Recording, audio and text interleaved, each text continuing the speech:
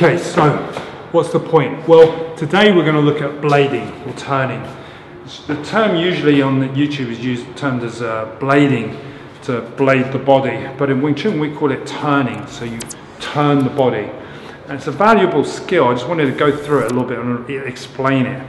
Look, one of the things that I want to try to get across in talking about this is the fact that in Wing Chun we stay relatively square because we can activate two hands. Okay? The problem with that is, and there's a reason for that, by the way, it's because of the efficiency of it.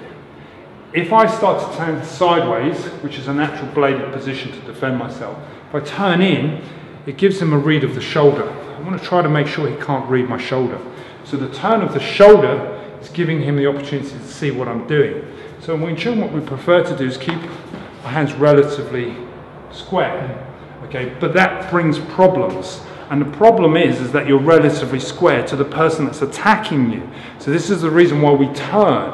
So we do turn and we do blade in Wing Chun, that's the easiest way of describing it, but we start from a square position, relatively square by the way, not dead square, but relatively square. This is relatively square, this is dead square, okay? And then we blade from there, or then we blade from there, and we call it turning. So essentially, the easiest way to train it and the easiest way to practice it is with a neutral stance. It's not because we fight in a neutral stance, so this will be a neutral stance, okay, with your feet in line.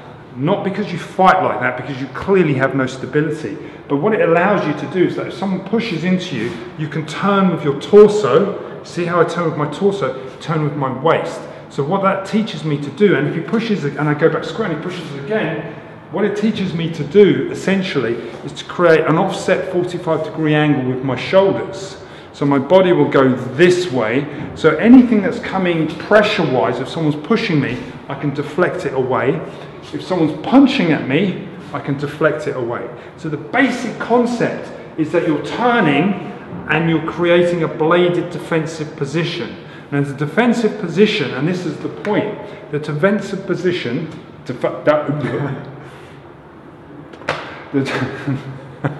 the position itself is very simple. I would, in application, I would start with a leg forward. If he was to strike, I would turn. Okay, the same would be here. I would step out and turn. So the point, really, that I'm trying to get across is that there's some value into these square facing positions in the sense that I can get in, activate two hands. But likewise, if I have any pressure coming at me, I can use that against him. So it's a dual focused exercise. It works really, really well. I would suggest that what you do is you practice it from a neutral position, and then once you've got that, start to add some weapons to it. Good weapons to use would be if he pushes you, okay, is to turn. I like this sort of idea, okay, it's much more of a grappling based idea where you hug the arm, bury your chest, so it's like a Russian, it's as basic as a Russian, and you put pressure on him.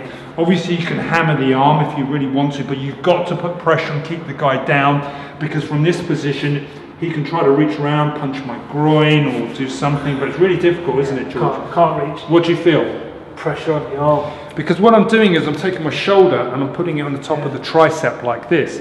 Here, so I'm constantly pressing down on him and I'm holding, so he can't get his arm out. And if you notice, I put my leg behind his leg, so he can't get his leg out either. If I did it the other way, he could probably drag me to the ground. Now this is just an adaptation of the turn. It's not saying that's the reason why you turn, but the point is that I was getting to is that you can do lots of techniques with it. So as you turn, you can hit the body. Okay, that's a good one, hitting the groin. As you turn, as long as and you should ideally have this hand up, because obviously he's going to throw this punch, throw the punch around for me, bang, so I need to be in a defensive position.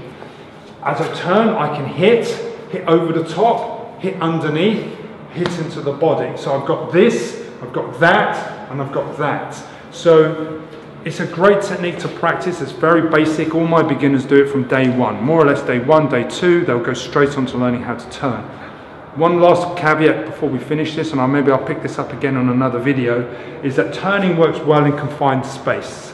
So if you've got your back against the wall, okay, essentially what you're doing is you can turn to defend it. And again, we've done videos on this. I'll put a card so you can see it, but it all works off the basis that you're turning and blading the body. So yes, you stand square because it's got some advantages, which, as I said, the natural efficiency of your movement, but turning actually gives you the defensive action that you need to add to that. So it's not simply the case you stay square in Wing Chun, it's actually a case that you do turn and come back.